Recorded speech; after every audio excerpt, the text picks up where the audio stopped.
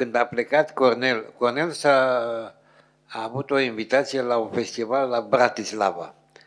Și s-a suit în tren și a uitat să dea jos la Bratislava astea. Și a trebuit să dea jos la München, că acolo l-au dat jos. Și așa a ajuns el la postul acela de radio și... A fost în La Viena, da, mă rog. Asta da. El se referă, a ajuns la München. Da. Și în clipa când el și așa era într-un fel stigmatizat la radio, fiindcă era un om extraordinar și era un luptător împotriva nefirescului. Altfel nu pot să spun. De pildă, la radio se intră cu o legitimație. Și acum sunt niște oșteni acolo. Înainte erau niște portari. Niște portari să te ferească Dumnezeu. Și s-a dus în birou, a lucrat acolo, la un moment dat a ieșit din radio să-și cumpere niște țigări. Și când s-a întors, portarul zice, legitimația. Păi Iisus, n-am mai văzut că de-abia am ieșit. Nu, și a avut un scandal monstru, dar și bătut cu ăla. Și adică erau niște lucruri atât de la mintea cocoșului. Păcat de Dumnezeu să te gândești că așa ceva se poate întâmpla. Și el era normal, era absolut normal. Am fost buni prieteni și într-un fel îi datorez într-o oarecare măsură carierei, nu știu cum să spun, ceea ce am făcut eu în radio și emisiunile pe care le-am preluat, fiindcă el când a plecat s-a scos jazzul după post. Un an jumate n-a fost un minut de jazz pe post. Și nu știu, un prieten de-al meu, fie Țărâna Ușoară, când am fost coleg, mi-a spus, Dumnezeu, dar preia tu chestia asta, că ție îți place. Că eu m-am prietenit cu Cornel Chiriac dintr-un articol despre free jazz. Eu am făcut conservatorul clasic, eram serios, nu jazz, muzică ușoară, pop, nu știu. Și la un moment dat aveam un prieten, un coleg comun, unde ne întâlneam la el acasă, distinsul profesor Dumitru Avachian, și acolo ne întâlneam și ascultam muzici. Erau oameni de la teatru, oameni de la arte plastice și de la conservator.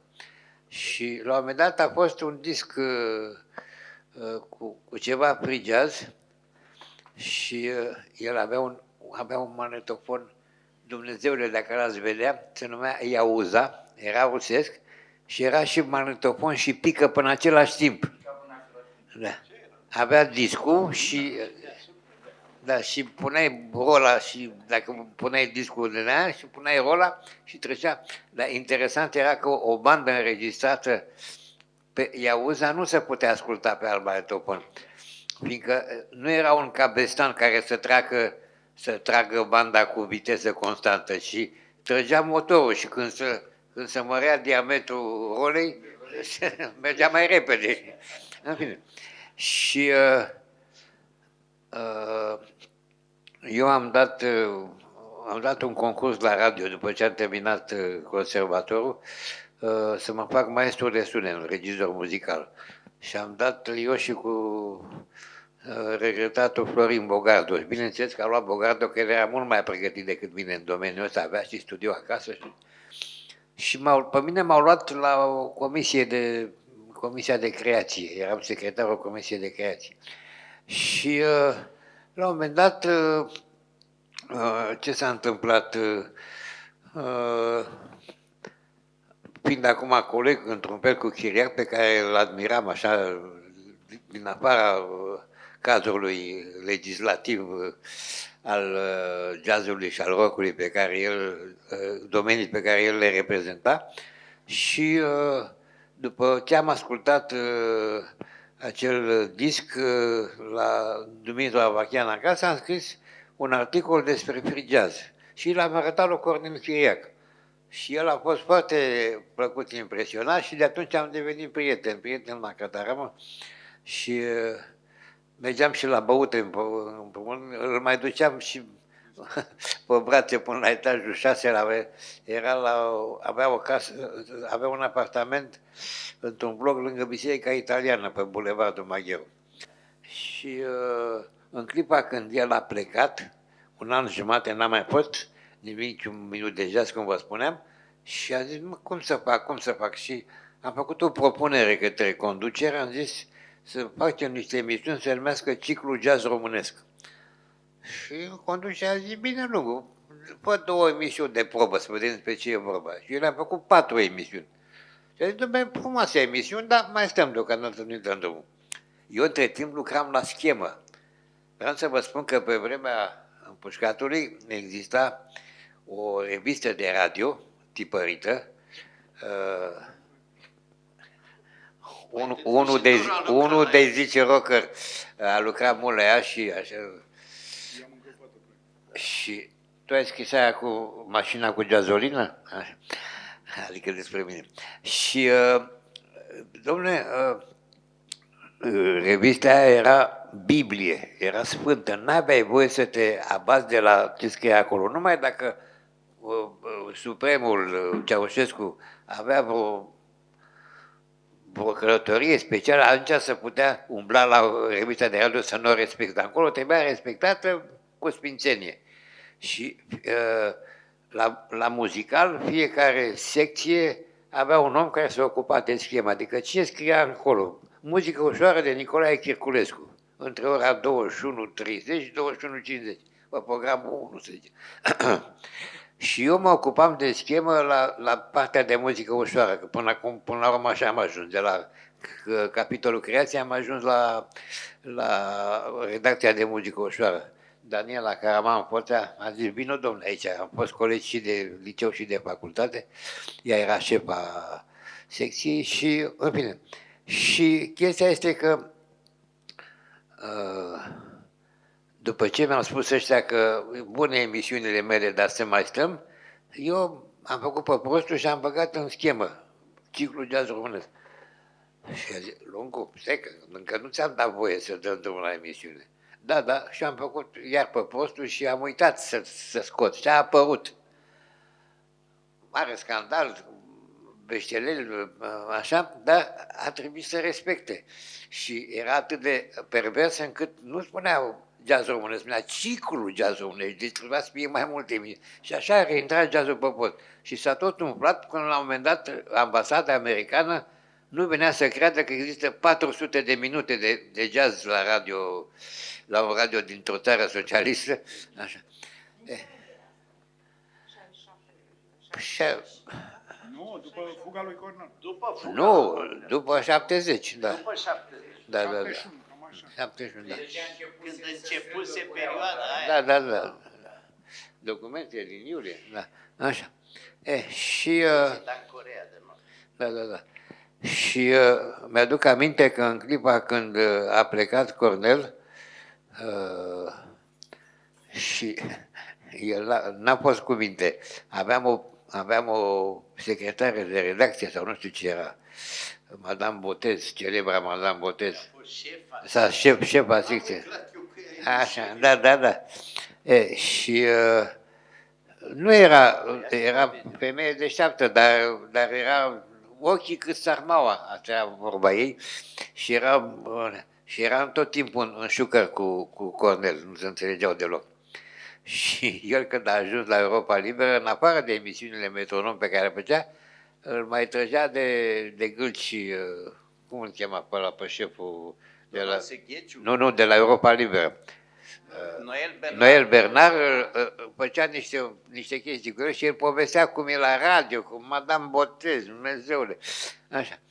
Și atunci a ieșit urât cu chestia asta. Dar faptul este că după ce a plecat cu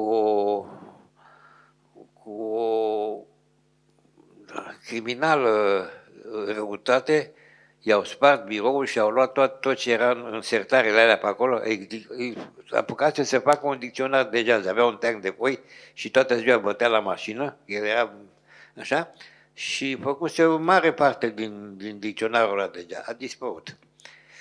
și multe altele pe care le avea acolo. El era, tot timpul era la curent cu ce se întâmplă în jazz. Eu vorbesc de partea de jazz, partea de rock, deși am făcut o carte, un dicționar de rock, disco ghiz rock, nu e totuși parohia mea. Dar la jazz era foarte bine informat, mă ducea pe la Biblioteca Americană, mai lua discuri, știa tot ce se întâmplă și dădea și pe post, avea emisiunea aia celebră, Întâlnirea cu jazzul, și pe care o ascultam toți cu sfințenie și, dom'le, era și puțin baterist.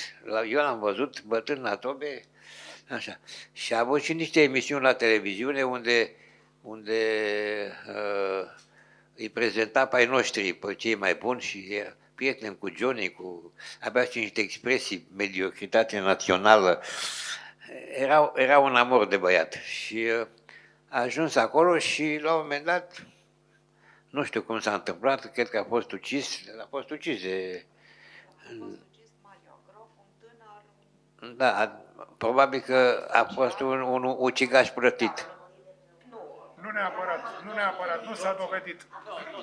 Nu. Cred că a fost un conflict spontan, stradal. El poate era mai în formă în clipa aia. Nu, dar știi cum e chestia? Cum a murit de plămâni? Aia cu glonțul. Cu glonțul, da.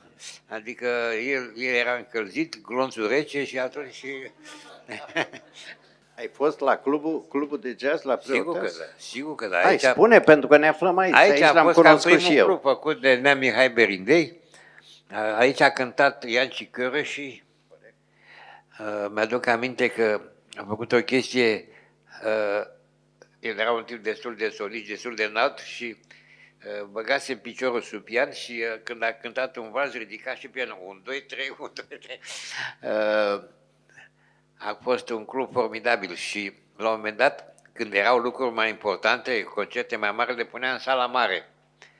Și odată, când am venit și eu, că de obicei eram întârziat, eram regele întârziatilor, și am venit, trebuia să merg la concert și am ajuns ceva mai târziu. Și am ajuns la ușă și am văzut lângă mine o matahală de om. M-am uitat, nu mi-a venit secret. Era Willy Scanover. Willy Scanover. Și și nu mai venit secret. Și Willy Scanover a fost un bun prieten al lui Johnny Răducanu. Johnny i-a și orchestrat niște compoziții, că el avea și niște compoziții, Willy Scanover, și a avut niște emisiuni formidabile la Jazz Hour, Music USA, care se transmitea prin Tanger, prin postul de radio din Tanger. Și, dom'le, într-adevăr, Willy Scanover știa să pronunțe foarte bine numele în limbile țărilor care aparțineau. Spunea Alin Constanțiu. Niciun englez nu zice bine treaba asta. El era și știa să spună cuvântul bere în vreo 15 limbi. Și amintiri frumoase, dar Cornel Chiriac a fost un idol al generației și un idol care, dacă nu exista, trebuia inventat. Fiindcă așa cum Malagamba a produs acea modă specifică, nu știu, cu pantofi cu toc și un pantalon era cu microporos pantofi. Microporos, așa, da? Tot așa, Malagambiști, păi sigur. Tot așa, Cornel Chiriac a fost cel care a fost malagambistul auzului nostru. Da, uite, aici văd niște lucruri incredibile, niște caiete scrise de mână, nu știu dacă e scrisul lui sau al altcuiva. Al lui este, da. Arteitul, mi-aute și jazz. Da. Și mai e un carnețel aici, mamă, dar ce scris. Incredibil, litere de 1 milimetru. Nu știi scrisul, așa scrie. Da. Foarte ortonat. Swing discografii, Doamne ferește, extraordinar, O să apară, sunt de fapt 3 caiete, 2 le am eu pentru Muzeul Rock, pentru noi. extraordinar. De la nepotul, singurul care mai trăiește, Cornel Chiriac El Junior. era din Pitești, da. Nu, vreau să vă spun o chestie. Cum a fost cu... Noi eram cu sufletul și cu ochii nu spre licurici, spre răsărit, spre Marea Uniune Sovietică. Ei, cum s-a întâmplat acolo cu jazzul în Uniunea Sovietică? De unde se confirmă încă o dată că omul sfințește locul. A existat un tip, un băiat deștept, foc, care era și saxofonist și compozitor, îl chema Alexei Batașov, care, așa cum a spus cineva la un moment dat, a aruncat pe piață ideea că jazzul este muzica negrilor săraci oprimați de nenorociții, de capitaliști. Și atunci s-a deschis dintr-o dată, există și acum casa aia de disco Melodia se zice. Melodia, cu 2 de De la Elodia, că se poartă. Melodia. Așa, nu contează pronunță, Melodia, așa, cu A, Melodia, care noi nu puteam să facem treaba asta, dar ei aveau bani și luau de la american cele mai noi discuri și cele mai noi realizări de la ei și le puneau și le luau licența și apăreau sub... Nu luau nicio licență, că nu plăteau drepturi de autor. Ba da, plăteau. Adică a fost o chestie oficială pe undeva. Și noi mai aveam șansa că în Uniunea Sovietică făcea parte și Republica Moldova. Și când mai venea cineva de acolo, mai aducea câte un disc sovietic cu, nu știu, cu Charles Lloyd, cu cine vrei. Și asta a fost ideea că jazzul este o muzică a libertății oamenilor săraci care sunt împilați de monștri capitaliști și putrefactice, dar burghezia putrefactice. Că la un moment dat în Rusia fusese interzis saxofonul ca instrument, zi pe nume, un instrument ăsta care face rău. Da, în fine, așa. Poate imita frecvențe negative. Da, Dar, Moșu, la noi, Mihail Andricu, am înțeles că i-au fost luate discurile și a avut probleme mari. Nu am fost luate discurile, că discurile sunt la un colecționar. Bun, atunci ce s-a întâmplat cu Mihail Andricu? A avut dosar de securitate și așa mai departe. El a fost unul dintre marii fani, dintre muzicienii consacrați. Mai a fost și Bentoiu și Capoianu. Da. Și el a colaborat cu un articol scris la primul număr al revistei Jazz Code din Franța. De la primul număr. Deci el era un tip formidabil. Așa. Deci ideea este că la ruși a mers treaba asta, a mers pe căleala lui Batașov și a ajuns Ellington, a făcut un turneu de o lună de zile în URSS, o lună de zile. Toți mari muzicanți au trecut pe acolo și erau primiți cu brațele deschise și au avut și Jora Garanian și Alexei Kuznetsov, au avut niște muzicieni foarte buni, foarte buni. Au avut și cazare și diurnă. Eu, deși este vorba de o întâlnire dedicată memoriei lui Cornel Chiriac, vreau să vă zic de prietenul și colocatarul la masă Tavi Ursulescu, pe care lumea îl știe foarte mult ca prezentator de pop, de romanțe, de... în ultima vreme. Da. De rock și așa mai departe. El a făcut foarte multe servicii jazzului autohton. În primul rând, fiindcă el se ducea, era un reprezentant al României. Cine dracu să ajungea la Jazz Jamboree de la nimeni? Și el mergea pe la aceasta și făcea o figură frumoasă. Banii mei, deci asta am uitat să spun. Deci toate deplasările mele, n-am primit un ban, nu radio, televiziune, aria, toate erau pe banii mei și pe relațiile mele. Și mai și vedeam cu un geamantan de discuri pe care, nu, că asta e, că se aude, pe care, iată, alea de jazz, toate ajungeau la moșul. Nici acum nu mi le-a mai dat înapoi. Nici nu ți le dau. Așa. Și deci e foarte important că el a făcut multe servicii jazzului și era și corespondent de presă acolo.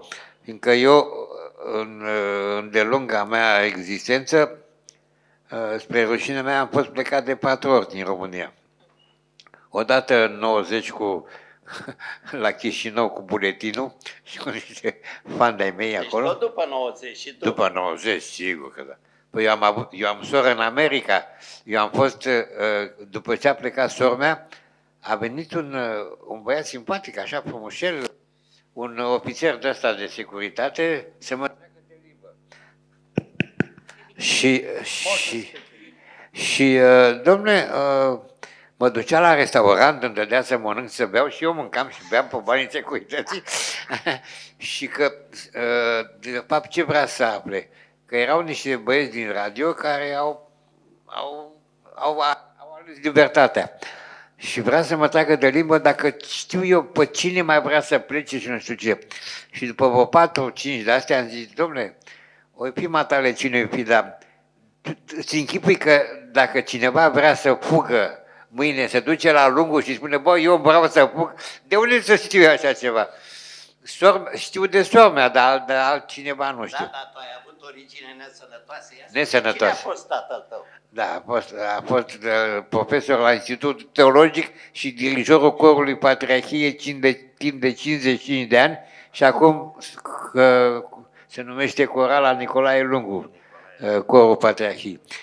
Și, dom'le, ce să zic, deci eu cred că dacă există ceva, vreun dosar, vreo bănuială că Cornel ar fi colaborat cu ciripit, nu pot să cred așa ceva nici dacă mă omor, fiindcă era împotriva firii lui, a esenței lui. Dar a fost antisistem tot timpul. Dar de păcălit, poate că i-a păcălit, cum am spus că i-a păcălit și eu. Dacă am putut, de ce să nu? Moșu, vreau să spun și eu ceva. Ia spune și V-am ce. povestit în particular, dar cred că am și publicat în actualitatea muzicală în pandemie. În 2019 m-am împrietenit la festivalul de festivalul de film și istorii la Râșnov cu Abbey Road. Care era practic al doilea om din Ambasada Statelor Unite. Am comentat împreună cu ea un film Jazz Ambassadors. Nu a apărut pe ecranele noastre. El se află, cred că se poate vedea privat, contra cost. Dar acolo este următoarea poveste. Imediat după războiul al doilea, știți, când s-au separat americanii și gașca liberă și sovieticii și cu tot lagărul comunist, americanii au spus că ei au la ei democrația și că în comunism e invers. Și atunci sovieticii ce au făcut? Inclusiv matinee la filmele artistice, la cinema, aveau niște desene animate în care vedeai străzi, nu străzi, cum e asta care nu există la noi, normal să nu știu, autostrăzi. Autostrăzi cu palmieri stânga-dreapta din Texas și din locul unde în anii 50-60 au avut probleme rasiale grave americanii. Și rușii dădeau cu mașina, cum merge cineva pe o autostradă de aia, cu palmieri, și la un moment dat de palmieri erau oameni de culoare, ca să fiu corect politic, strangulați, strânși de gât. Americanii au nebunit. Ce ne facem? Un congresman negru a propus și până la urmă a reușit să aprobe în Afroamerican, nu negru. Afroamerican, corect. Să facă o agenție USIA, parcă s-a numit. USAID, da. Așa. USIA, printre altele, sau poate cel mai important lucru, a generat postul Vocea Americii și Europa Liberă. Da, și Johnny a fost plecat cu... Da, iar ceea ce mi s-a părut, ăsta e și subiectul filmului de fapt, au făcut următoarea chestie americanii. Au trimis jazzmeni. Jazzman de fapt e fan, muzicieni jazz în toată lumea, pentru că sovieticii reușeau cu chestia asta, cu oameni de culoare strangulați, să-i țină în șah. Și inclusiv Louis Armstrong, la noi când am venit în 65, datorită acestei acțiuni a venit, exportul acesta a urât și am avut multe concerte foarte tari, dar el a fost în Kenya. Au trimis, dar a fost un alb, scapă numele, la Moscova. La Grecia, în Grecia era, la Atena era război civil, fabuloasă faza. S-a oprit războiul pentru că ei au scos difuzoarele pe geamurile sălii respective. Toată lumea a ascultat înnebunită jazzul. A doua zi, ăștia americanii au plecat și a continuat războiul. Este fabuloasă faza. Deci, observați, americanii au făcut ce au făcut, da? Au găsit această cheie cu muzica să-și ducă ideile mai departe și să-i contracareze pe sovietici. În paralel, vă spun că, așa cum am văzut eu și o să se vadă și în film, comentez acolo, Cornel Chiriac, când a ajuns la Europa Liberă, postul nu era foarte ascultat. În momentul în care a început să dea muzică, bine, el un an s-a certat cu Ceaușescu personal și cu toți comuniștii. Și Da. Și cu Noel Madame Bernard, Botez. Da. cel căruia îi datorăm urcarea lui Cornel imediat la Europa Liberă, pentru că el era într-un lagăr, el a vrut să fugă, pur și simplu se gândea că mâine mă duc la Europa Liberă, vorbesc cu Noel Bernard. Nu. El avea în gând să ajungă în America. Și în curând te voi saluta Willis din Canaver. America. Da. Deci asta a fost ideea lui. El avea Europa corespondență cu Willis liberă. Canaver și acolo ar fi ajuns. Zice o metaforă senzațională spre finalul filmului Camil Petrescu Junior. Era în momentul în care a fost ucis, era cu inima în România, cu picioarele în Germania și cu gândul la America. Și Moni Bordeanu, am o carte întreagă, tot așa, interviu cu el, povestește că se tot ducea și înnoia acel green card, la jumătate de an trebuia să te tot duci, în fine. Mă întorc.